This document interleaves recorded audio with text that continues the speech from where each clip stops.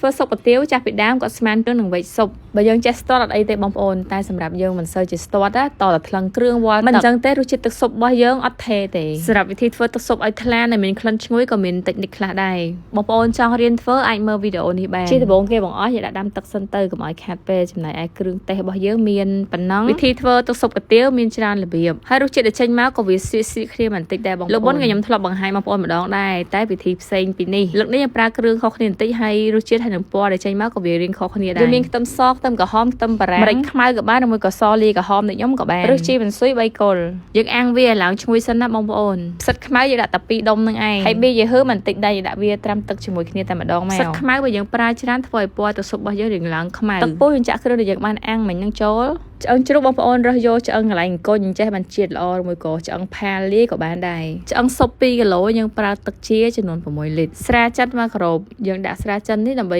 ឲ្យវាកាត់ក្លិនឆ្អាបឲ្យអស់យើងធ្វើតិចតួចអញ្ចេះមកចំស្រស់ឆ្អឹងក៏បានដែរស្ករឡាំងសឹងយើងប្រើចំនួន10ដុំម្សៅស៊ុបមាន់30ក្រាមទឹកត្រី50ក្រាមម្សៅស៊ុបមាន់ចិន30ក្រាមអំបិលម៉ត់20ក្រាមហើយប៊ីយឺហឺនិងផ្សិតខ្មៅយើងចាក់ចូលទាំងអស់បន្តមកពេលវាឡើងពពុះអញ្ចឹងយើងគៀវាចេញអស់ទៅបងប្អូនដើម្បីទឹកស៊ុបរបស់យើងថ្លានិងមានក្លិនឈ្ងុយកាន់តែល្អ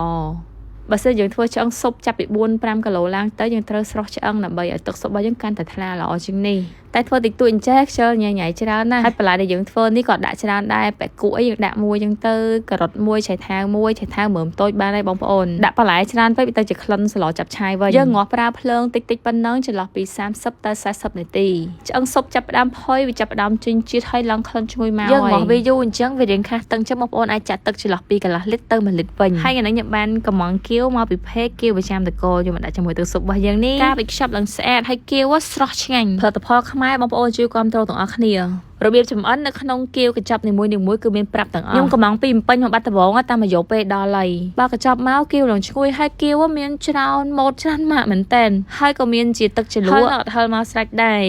គៀវច្រើនម៉ូតច្រើនម៉ាក់អញ្ចឹងយើងធ្វើខ្លួនឯងងាយបានទេនឹងឆ្នាំណាទេនេះទិញគេមកកញ្ចប់តែប៉ុន្មានហ្នឹងចោះចំហុយស្ងោជៀនបានទាំងអស់ហើយរត់តែងាយស្រួលបើសិនជាបងប្អូនមានអាជីវកម្មនៅក្នុងដៃស្រាប់ចង់បន្ថែមមនុយគៀវតំណែងតំណងទៅផេកគៀវប្រចាំតកូលបងប្អូនក៏មានបោះដុំលក់រាយអីគឺមានមកស្រួលឲ្យហ្មងអត់ពិបាកយើងទេដល់សិនយើងចង់ចំហុយចឹងយើងលាបខ្លាញ់នៅលើឡាំងសឹងចឹងហ្នឹងទៅហើយដាក់គៀវយកមកចំហុយមកព្រោះថាគៀវគាត់មានប្រភេទចំហុយនិងប្រភេទស្ងោរប្រភេទជៀនផ្សេងគ្នាពេលយើងស្ងោរដាក់ដាំទឹកឲ្យពុះចឹងហើយយើងចាក់គៀវចូល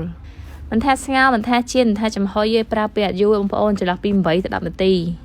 គៀវយើងឡើងដាច់គឺឆ្អិននៅទឹកនៅសល់ដាក់មីស្រស់8នាទីក្រោយមកមើលគៀវចំហុយរបស់យើងវិញអូយបើក្របមកឡើងឈ្ងុយត្រូវគ្នាខ្លាំងណាទឹកស៊ុបរបស់យើងឡើងជាតិហើយគៀវឡើងឆ្ងាញ់ដាក់ទៅសៃមីបន្តិចមកគៀវ4-5ដុំចាក់ទឹកស៊ុបរបស់យើងចូលជាពិសេសទឹកស៊ុបរបស់យើងធ្វើងានឹងថ្លាក៏ថ្លាឈ្ងុយក៏ឈ្ងុយរយតែជីខ្ទឹមបំពងពីលើនឹងមកមិនបាច់ចាំមានសាច់គោសាច់ស្រស់អីទៀតក៏បានដែរតែបើសិនជាបងប្អូនធ្វើលក់ចង់ដូចថាភ្ញៀវគេកុំមកសាច់គោអញ្ចឹងយើងអាចស្រស់សាច់គោដាក់ពីលើនឹងទៀតមកសាច់ផាក់លើក៏ដាក់ស៊ុបគៀវត្រូវដែរអូយចាក់មកនេះឡំចាស់តិចចានក្លិនហ្នឹងឡើងឈ្ងុយមែនតើមីត្រជាក់ខាងគាត់ក៏ឆ្ងាញ់ដែរមានបន្លែមិនអីមកស្រេចយកមកដល់ខ្ញុំហត់តែច្បល់ចឹងទៅសៃមីនឹងរសជាតិឡងប្លែកទឹកស៊ុបរបស់យើងធ្វើឲ្យមួយឆ្នាំងធំចឹងយើងស្រង់ស្រស់កាទៀវស្រស់មីកញ្ចប់ឬមួយក៏ស្រស់មីគៀវស្រស់គៀវមីស្រស់អីបានទាំងអស់ហ្នឹងទឹកស៊ុបក្តៅចឹងហត់បាច់ញើសខ្ចាយបើខ្ញុំវិញមិនថាស៊ុបមិនថាអំបោតដាក់ម្ទេសរៀងហុលបន្តិចបានញ៉ាំឆ្ងាញ់ជ្រលក់ជាមួយទឹកជ្រលក់ដែលគេឲ្យមកស្រេចនេះអូជាតិណាស់បងអើយសៀវម៉ៃនេះស្នូរបស់វាច្រប់ហើយឡងជាតិចំណែកគៀវនេះវិញសាច់គៀវឡងតុនហើយស្នូរបស់វាច្រប់ឈ្ងុយទៅសៃមីស្រស់ក៏ឆ្ងាញ់ដែរបងប្អូនតុនស្វិតល្អមែនតើនិយាយត្រង់ទៅរសជាតិទៅសៃមីស្រស់នេះវាខុសពីមីរៀងផ្លែចាហើយទឹកស៊ុបជាមួយនឹងគៀវដាក់ញ៉ាំជាមួយគ្នាទៅនិយាយថាអូយត្រូវគ្នាមិនសំខាន់ទឹកស៊ុបក៏ឆ្ងាញ់ហើយគៀវរបស់យើងមានច្រើនស្នូលមែនតើអរគុណច្រើនបងប្អូនបាយបាយ